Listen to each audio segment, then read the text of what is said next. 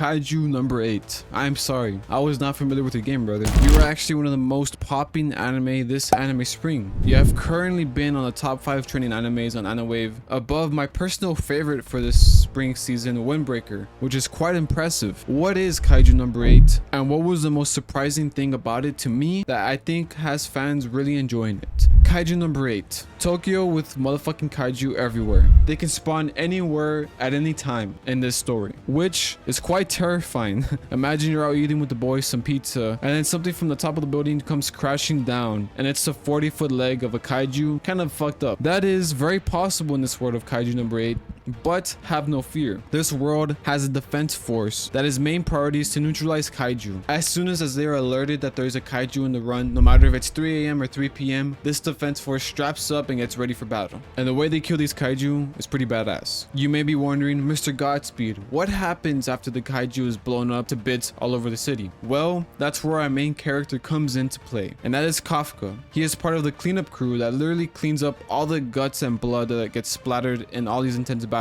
Kafka comes in to do the part that probably no one wants to do, and that is clean up this entire mess. And I salute to him and the guys for doing this. We find out this is not actually his dream job that he wanted to do when he was a kid. His dream was to be the coolest person on the defense force with his best friend, Ashiro. She wanted to be the best defense force person too because some tragic event happened to them when they were actually really small. But what we end up seeing in the show after Kafka does his cleanup crew stuff is that Ashiro actually made it. She's actually one of the best defense force leaders and a commander in a defense force organization, and she's actually one of the coolest ones too. So she made it and he didn't. Kafka gets affected by this mentally on the next day of work, and we see they get a new recruit on the squad. His name is Ichikawa, and he is quite young compared to everyone there, but he has a goal too. The same goal Kafka had. He wants to be on the defense force too, and he finds out that Kafka too wanted to be on the defense force. Ichikawa asks him why he's there in the cleanup crew then, and well, Kafka gets put on the spot, and he says sometimes when you plan things, they don't go your way, which made him seem like a loser, and he said so himself. But Ichikawa gets very defensive and says he will never give up on his goal, calling out Kafka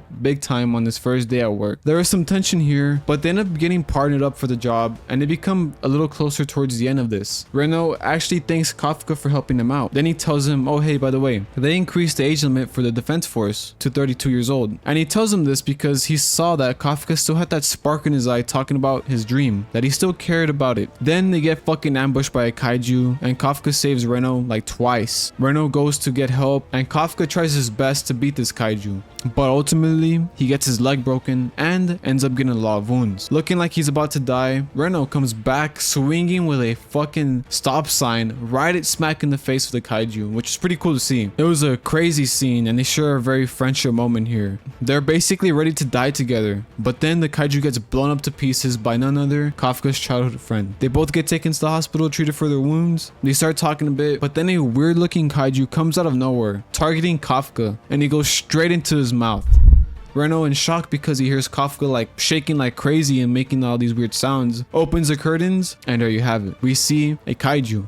Kafka turns into a kaiju. This was a really good episode 1 to start the season. One of the first things I want to address in the show that I did not expect was its comedy. I guess because the name is Kaiju number 8, and then within the first 5 minutes we see a bunch of action going on and it looks badass, and I thought it was going to be a more serious tone, but I was clearly mistaken because this show is actually pretty funny, and mainly because of the main character. You see, Kafka is not your typical MC. This man is 32 years old. He's basically everyone's uncle in the show that he meets because everyone's really young, and he's not very special in any way because if he was, he would have been in the defense force since the beginning of episode 1, and he's not. He failed it many times. Not your typical MC because he's just an ordinary guy, but I think that's what makes him great. Most characters are special in some way in some anime, but having a normal guy be the main character, I guess will make the audience relate to him more. At least for me. He has a shitty job and his dreams are given up, at least in the first episode.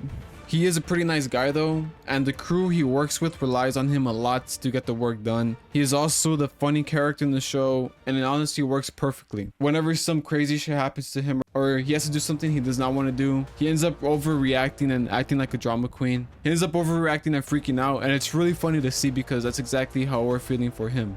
But when it's time to get serious, this man completely changes his vibe. You kind of forget he's a dork. This dual complexity of his works nicely, and he's one of my favorite characters in the show. Speaking of favorite things in the show, Ashura is definitely one of my favorites. if you know what I'm saying. I mean, what's the action is pretty solid. These disgusting ass kaiju getting blown up to bits is really cool to see. And I wondered from episode 1, how are humans able to fight these things off? And we find out later why. These cleanup crews are sometimes asked to save some of the kaiju parts they get from cleaning up all the mess. Why, you ask? Because scientists get these kaiju parts and they do experiments on them and engineer with them, and they actually create armor that has kaiju infused into it. These defense forces use kaiju to fight kaiju. Yeah, sounds weird. But these suits make someone very, very, very strong if they have that potential to do it. And we see all these characters use them in action. You must be in excellent shape to be able to use these suits to their full potential though, and it's very hard to do this. So if you're a brand new recruit and you're barely putting on the suit and you have like a 5% power scaling with it, that's not that bad. So anywhere 5 to 10 is not that bad. Kafka gets to 0%. Kafka and his relationship with Reno is one of the standouts in the show. At first you would think they would hate each other because of how they interacted for the first time. There is that tension, but they actually grow and stick together throughout this show. They make a pretty good duo, and it's nice to see that. Part of the reason why they make a good duo though is because they both know what they want to achieve. They both want to be great leaders and save people's lives in the defense force, and Reno actually has a really good chance of doing this already. But Kafka, with all his abilities, he's gonna have a very rough time being able to achieve this goal. Even so, they both respect and acknowledge each other and will push each other to be better. There has only been 6 episodes to release, but I can confidently say this is one of my favorite new anime that I've started watching this spring. I will continue watching this to the end because honestly, I wait every single week for a new episode. That's how you know it's good. If you made it this far into the video, thank you so much for watching. I really appreciate you. You're a real one. If you enjoyed this video, make sure to check out my other playlist somewhere on the screen. I don't know where I'm gonna put it for other anime videos. And if you enjoy this one, you'll enjoy others as well. I will see you on the next one, guys. Have a great day, everybody, and peace.